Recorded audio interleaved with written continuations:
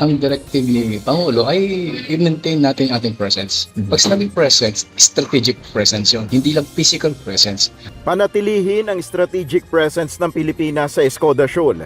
Ito ang mahigpit na bilin ni Pangulong Ferdinand Marcos Jr. matapos na umalis ang BRP Teresa Magbanwa sa Escoda Shoal.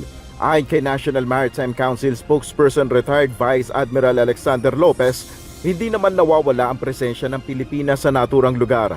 Anya, may iba't ibang paraan para mabantayan ang teritoryo ng Pilipinas sa West Philippine Sea sa tulong na rin ng Armed Forces of the Philippines. Actually, ang isang barko kasi kaya niya i-monitor kasi may radar siya, may radar. So aside from that, para lang meron ding additional na help or complement from other assets of the AFP and even the Coast Guard. Like for example, nagpapalipad tayo ng aeroplano, no? Nagpapalipad din ng aeroplano ng AFP, nagpapatuloy din ng barko. Ayon pa sa NMC, walang dapat ikabahala kahit na umalis ang Teresa Magbanwa sa Escoda Shoal.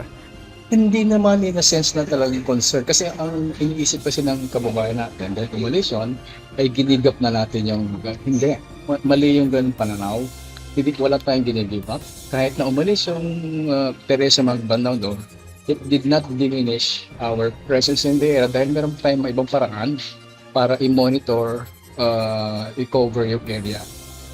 Sa ngayon ay inaayos na ng Philippine Coast Guard ang pagpapadala ng ibang barko kapalit ng BRP Teresa Magbanwa. Nel Maribuhok, UNTV News and Rescue, Diyos ang aming sandigan, serbisyo publiko ang aming pinahalagahan.